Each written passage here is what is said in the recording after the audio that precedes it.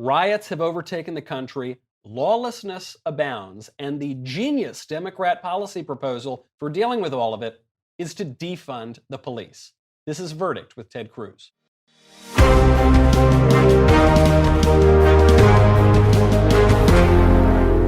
Welcome back to Verdict with Ted Cruz.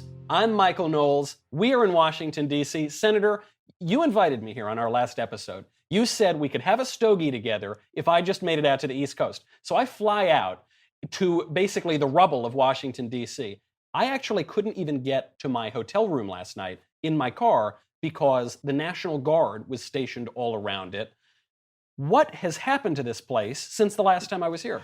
Well, it's gone nuts. And on top of that, in D.C., they don't even let you smoke a cigar. That's the worst part of all. Look, the crazy Democrats have banned cigars. But here's the good news. If you did actually light one up, I'm not sure they have the police officers to come arrest you. They don't. And it seems if the Democrats get their way, then we're going to have even fewer police officers after that. You know, you have spent a good bit of your career in law enforcement. What's your take on this? Because it's at the most local level. The Minneapolis City Council voted overwhelmingly veto-proof majority to abolish and dismantle their police department. And you're seeing Democrats at the federal level taking up anti-police legislation as well.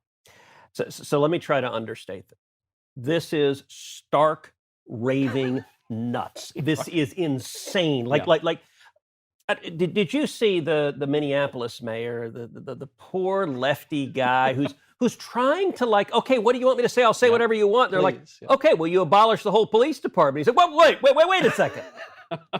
They really have lost their mind. Now, mind you, Comrade de Blasio, it's like, goodbye me, we're cutting the cops. Your city is literally on fire. Right. And their solution is abolish the police departments. By the way, these are the same morons that want to abolish ICE. Yeah. They're just okay, let's get rid of everybody charged with protecting us. Mm-hmm. That is asinine, and it would end up killing a whole lot of people. If you think Black Lives Matter, and let me be clear, Black lives absolutely matter. Your dumbass idea to abolish police departments will kill a lot of Black lives, will kill a lot of Hispanic lives, will kill a lot of white lives, will kill a lot of people, and it's dumb. Well, this, I think, is the point here, because it's all the people who are saying Black Lives Matter, and they're the people who are pushing these things are the ones who are pushing a policy that will have a very negative effect on Black people, because we spoke about this a little bit on the last show, I think. There's a study out that the number of unarmed Black men who are killed by the police every year it's not a 4-digit number, it's not a 3-digit number, it's not a 2-digit number. Obviously, every death is a tragedy, and that's what they're focusing on.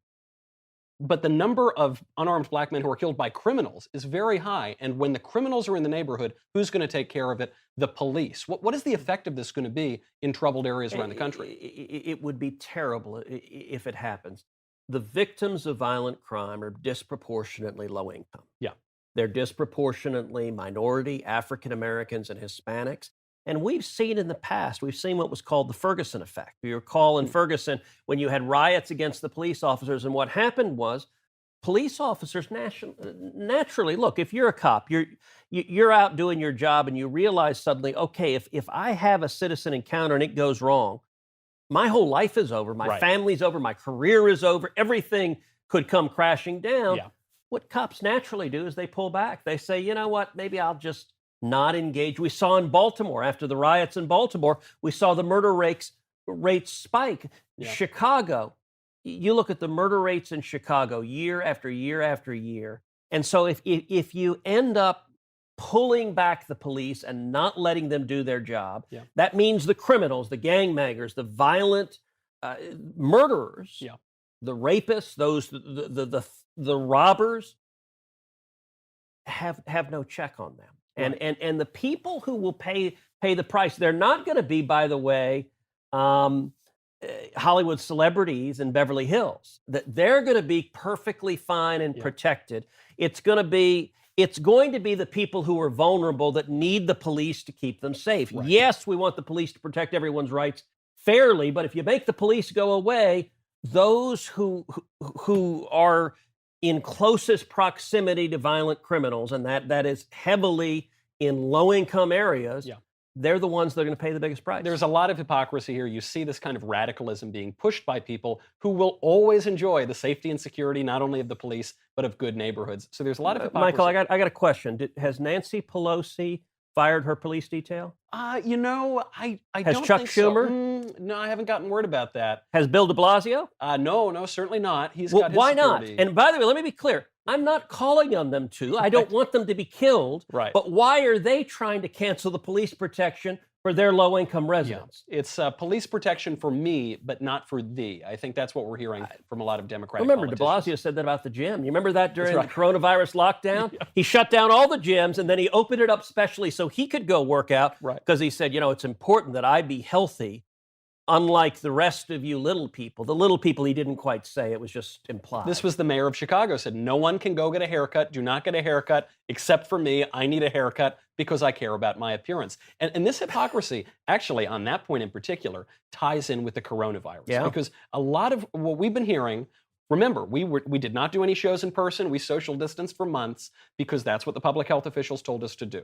Then, all of a sudden, hundreds of thousands of people pour out into the streets in very close proximity in these protests, and the same public health officials who excoriated conservatives for demonstrating in any way, peaceably, against some of the lockdown overreaches, those same public health officials encouraged the protests and the riots and the arson that have accompanied them. Now, all of a sudden, we see a pivot back to backing away again. How are we to understand this, if not as rank politicization of the public health sector? No, there's actually science behind it. You see, the virus is woke, and this woke virus. If you are protesting with Antifa, if you're arguing for abolishing the police, you can get thousands of you together. You can embrace. You can kiss each other all over the place. You don't need masks, and the virus is actually marching alongside. That's great. You need a microscope to see it, but it's sitting there like anyone sane, regardless of your politics. You turn on the TV, you see thousands of people smashed in very, very closely, and you're sitting there going, "Well, wait a second. Everyone said I had to stay home. Everyone said." It was the end of the world if like my kid went to school. Everyone said it was the end of the world if I went to my grandmother's funeral, that I would apparently kill the community. Right. And then you turn on the TV and the same public health officials are saying, oh, no, this is perfectly fine. Right.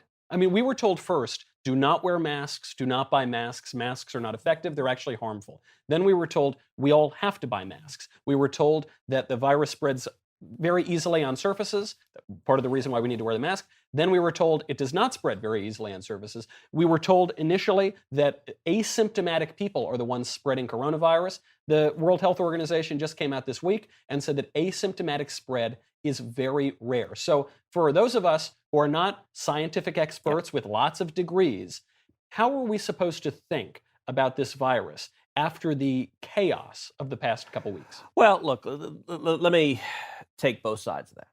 On one level, this virus has been hard to figure out, and the experts have genuinely struggled. And so they haven't necessarily understood how it operated. They didn't know what was going to happen. They didn't know how easily it would be transmitted, how it would be transmitted.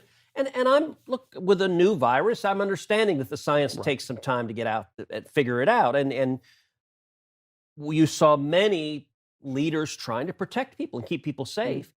It then became this woke virtue signaling, where sort of ostentatiously wearing a mask and shutting everything down became. It actually had nothing to do with the science. Like the whole flattening the curve. Right. When's the last time someone actually said the phrase "flattening the curve"? Right.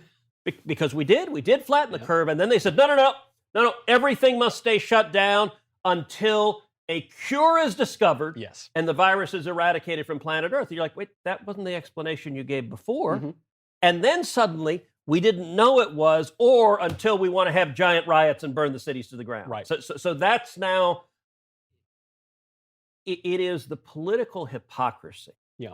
And also, it's elected officials not giving a damn about people's livelihoods, not caring. And by the way, with both COVID-19 and the riots, we're seeing the same thing, which is small businesses being destroyed Right. by the shutdown. Yeah. Democrats don't care. Small businesses being burned to the ground. Yeah. Democrats don't care.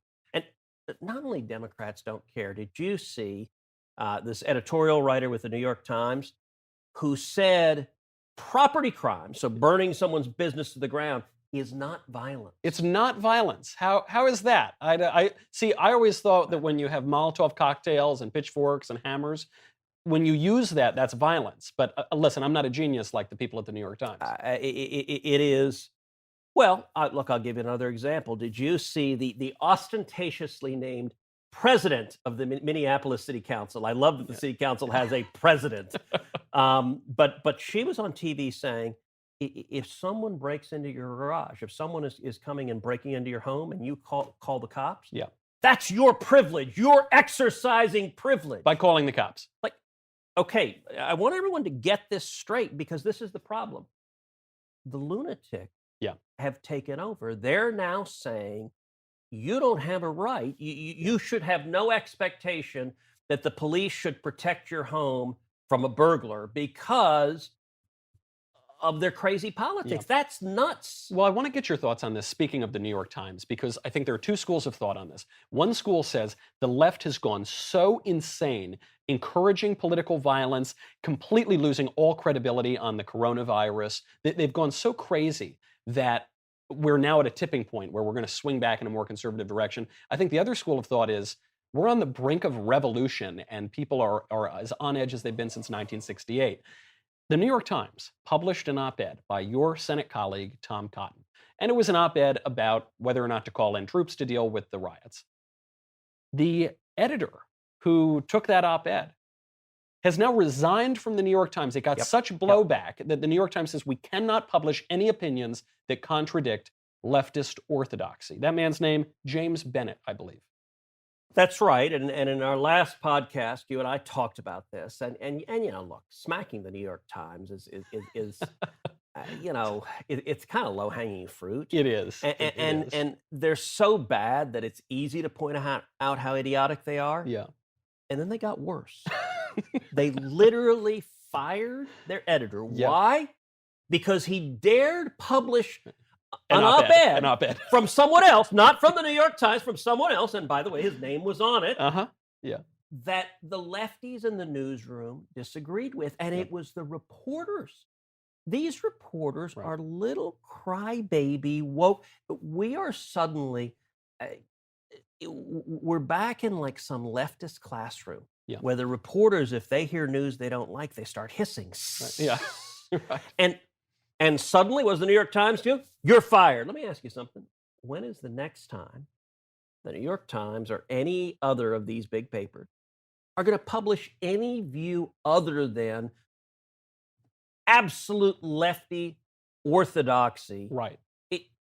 They are Pravda. This is a weird inversion here because typically what you might expect is, you know, at every news organization, there's opinion and there's reporting. And the reporters deal with the facts, right? Just the facts. And opinion interprets the facts and gives their point of view. You might expect the opinion people to complain about the reporters. That's a kind of natural view of things. But at the New York Times, it's the allegedly straight, objective reporters who are throwing the hissy fit about an opinion column. This is completely flipped. The reporters are opinion journalists, but they all have one opinion. They're not allowed to disagree. You can't have any other view. And it's the rigidity of it. This is, it is very much, it's something of which communist China would be proud, except making that point that the New York Times wouldn't make because that would imply criticism for communist China. Right. And I mean, it is ridiculous and sad. And I've often said, look, if there's somebody listening who has some money. Sometimes people ask me, all right, what do you read to learn news? And to be honest, I don't trust any place. No. Every place is biased and ridiculous. And as a point of view. So what I try to do is I try to read things on both sides to even it up. I actually, the New York Times is unreadable. I will read the Washington Post, which they're hard lefty, but they're trying. They're trying.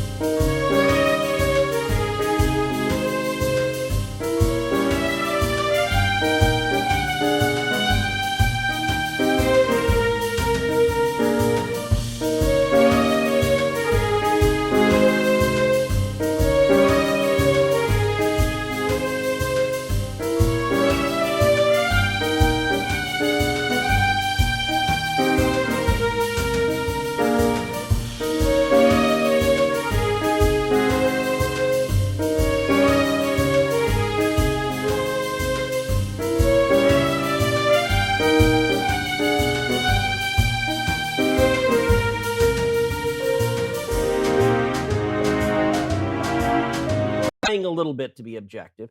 Then I'll read things like National Review and try to balance it out. But look, I think somebody with resources ought to buy one of these legacy masthead things like, Jeff Bezos bought the Washington Post. Mhm. And you know what I'd do? I'd do an editorial page. I'd have a conservative and a liberal editor. Yeah. And I have them both empowered to run stories. And so instead of, and to have debate, to trust the Mhm. dialectic process. And I'll tell you what I'd do also is I'd have a conservative and a liberal news editor. Hmm. Because so much of the bias in journalism Right. comes from picking which stories to run and which stories not to. Right. So I'd have a real rock-ribbed conservative and a real flaming lunatic liberal and say, both of you can have, and so people reading it through the synthesis can actually learn what's going on. None of the supposed mainstream media places are even trying to do that. Of course not. But, as the leftist media outlets run the people who are not far, far radical leftists out, I don't know, maybe we should hire them to be producers here. I don't know. Maybe they can come on over. We certainly, I think, give a more balanced perspective than some of those outlets. But on this point of the left going too far, Yeah. I know that you don't spend much of your day thinking about Harry Potter, but Harry Potter actually does play into this a little bit. The author of Harry Potter, J.K. Rowling, is a left-winger, a left-wing activist, a feminist. But she thinks that the left has gone too far. She came out, she had a whole long tweet thread, and she's signaled this point of view before, Yeah. where she said, look, I support people who are transgender. I support my transgender friends. I want them to be happy. I want them to feel comfortable. But it is simply the case that a woman is a woman, and there's something about being a woman that a man can't be. And she's trying to, sort of like the Minneapolis mayor, trying to come to this accommodation with the hard left. They are furious at her. Has it gone too far? There will be no moderation with the left. Right. They are. It's like Robespierre. Yes. It is the French Revolution, and the guillotines are coming. Yeah. The guillotines already came for James Bennett, the editor of the New York Times, and others as well. You can't get extreme enough. Yeah. Because right now they're out extreme. Listen, a week ago, if I would have said these idiots are going to call for abolishing the police department, you would have said, "Oh, come on!" But It's not possible. It's ridiculous. Like we're at the point, and it will keep going, and they will keep consuming themselves. Part of it is you don't give a damn if they come after you. They do, but Right. it doesn't. It helps that you don't wake up at night going, Oh no, what are they saying about me now? Oh gosh. Yeah, Right. There is something liberating about this. Of course. These folks, and look, you live in LA. Yeah. Don't remind me. Senator, please. You and I first got to know each other, among other things, through Friends of Abe. Yeah. Yep. Group of conservatives underground in Hollywood in entertainment. And I got to tell you, first time I spoke to Friends of Abe, I think it was 2013 or 2014. Yeah. So 6-7 years ago. About 400 people came out in LA, and what was striking, and there were some big famous people. There were people like John Voight was there. Actually, Bruce Jenner, before he was Caitlyn Right. Jenner, Bruce was there. Yeah, pretty conservative. But you also had lots of lower level folks, people who were writers, people who were gaffers, people who were makeup artists, just kind of all working in Hollywood. And the degree of terror. Yes. Yeah. It's the only gathering I've ever been in. The rule is no photographs at all. Yeah. No one with your phone. Everywhere else, you're always snapping. Because you know what? If you're someone working in Hollywood and they got a picture of you right of center, and this was 7 years ago, you could lose your job. It can and destroy your your career. Yep. That's now journalism as well. That's the New York Times. If you dare disagree with their propaganda, if you're not woke enough, if you just want to fight against police brutality, but you don't actually want to abolish the police department. Right. Well, then off with your head. This is a great analogy. This hadn't occurred to me. But, you expect this from Hollywood. We've heard about this for years. But it used to be the case that if you were a serious journalist, you could be photographed with a Democratic senator or a Republican senator. What the past few weeks have shown is you can't. You couldn't take a photo with Tom Cotton, or you couldn't run his op-ed. You really, the lines have been drawn. People are digging in their heels. You mentioned Robespierre and the French Revolution. I did have thoughts of this the other day because Ilhan Omar, the congresswoman, said that we're going to abolish the police and we're going to have a new imaginative approach. to public safety. And the committee that chopped off everybody's head in the French Revolution was the Committee of Public Safety. Well, and there is a consistency. The hard left has always been very comfortable with totalitarianism. Yeah. Anytime they're talking about abolishing the police, it's not like force is going to disappear. It's just they want the monopoly on who exercises the force. And that is, look, you look at communist dictatorships. Yeah. Whether Cuba, whether the Soviet Union, whether China, whether Vietnam. Right. I mean, vicious murder, torture, oppression. Nicaragua, Bernie Sanders' friends down in Nicaragua. Yeah. This is consistent, and it's because they're collectivists. Yeah. And they're so damn self-righteous. Yeah. That they're like, right. The Borg has ordered it. Yeah. And if you dare disagree or question it, right, you must be assimilated or destroyed. Yeah. Listen, on the right, one of the beauties of liberty, there are all sorts of people I disagree with. Great. Right. All right. More, like, I don't really want to hang out with people that just agree with me. I mean, that's right. utterly boring. Yep. But not on the left. On the left, it's like, you know what we're living in, the left? Yep. It's Handmaid's Tale. Right.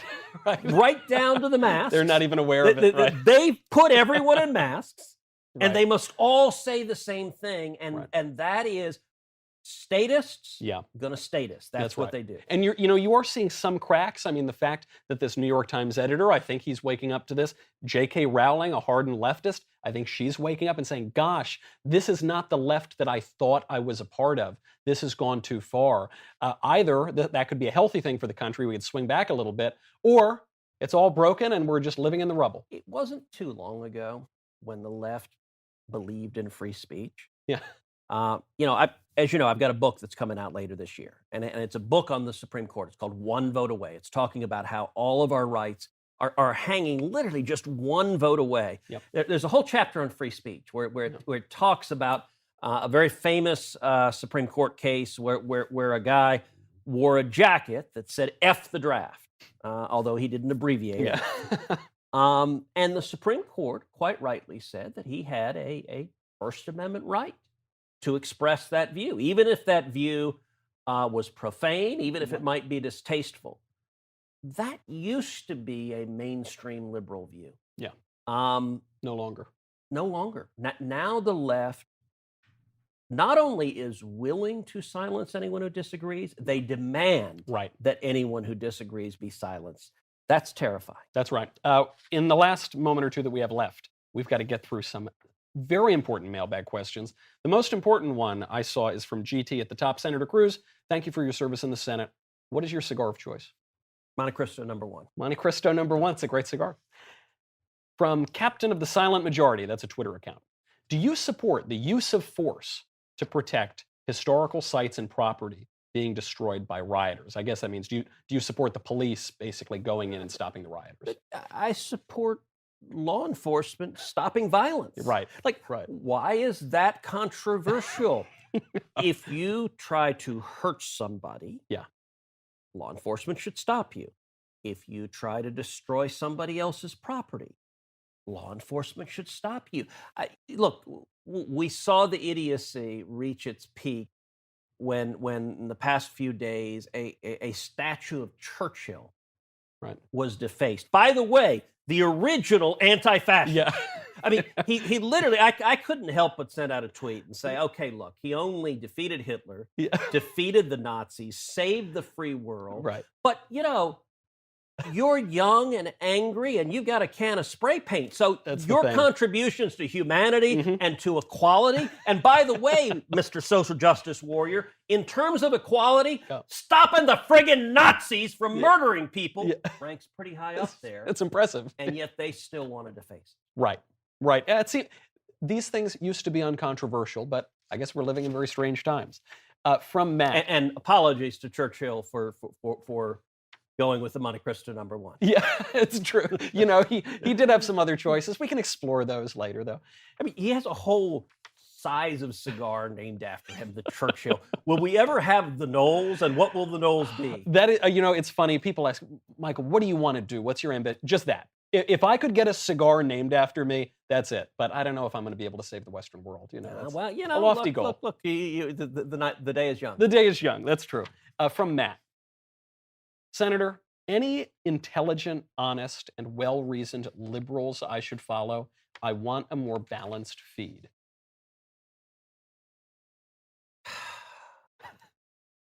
My answer precisely. Look, Andrew Sullivan, Mhm. smart, Yep. willing to question.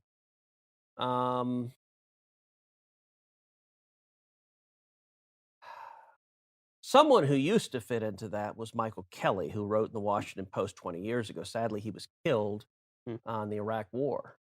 He wrote some of the best op-eds ever. He wrote "I Believe," which, if you go back 20 years, laid out the cognitive dissonance that Clinton defenders had to put out. The problem is smart liberals that are actually principled. So many of them have been silent. Right. There used to be quite a few, but Or they're no longer really considered liberal. Like I would, Professor Dershowitz. Alan would come to Dershowitz. mind, right? That would be an example. Dershowitz was my criminal law professor, Yeah. first year law school. So I arrived there. It was pretty wild. I'm a 1L in law school. Dersh is defending Mike Tyson. Yeah. It was when Mike Tyson's rape trial was going on. And I'm like, holy cow, my professor is like defending Mike Tyson. He assigned to us, as part of our reading, Penthouse magazine. Because he had written, I think it was the cover story in Penthouse. It may be the first time Penthouse had ever not had a woman on the cover. You're right. I think it had Mike Tyson. Yeah. And Dersh had written this long cover story about him, and what he explained, what he assigned to us did not have pictures. It was just the text. Yeah, you only read it for the articles. So I can legitimately say we only read it for the articles because we just had the Xerox pages, so we were only given the text. There were no pictures in what we were given. But I remember he told the criminal law class, he said, look, I could write an op-ed in the New York Times and, a handful of people would read it. But, I think at the time he said Penthouse had a readership of like 5 million people. Yeah. And he said, I'm trying to talk to jurors. Mhm. Jurors are reading. So it was he was a fabulous professor. And I remember first year law school, he said, listen, by any measure, this is Dersh speaking, I am in the most liberal 1% of Americans in this country. Yeah. But he would do things like defend free speech and argue for. Look, he used to muse. Look, Dershowitz he's Jewish. He's deeply pro-Israel.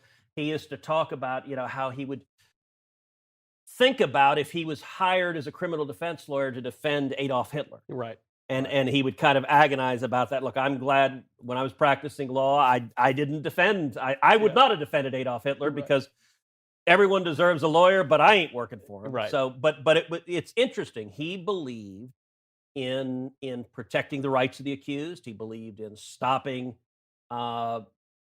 censorship. He believed in civil liberties in a way that there aren't many liberals left that do. There aren't. And that wasn't so long ago. And now it seems that the world has gone upside down. We'll have to dig into more of that upside downness. I've got to make it back to my hotel to see if I can get past the National Guard because of how crazy things have gotten.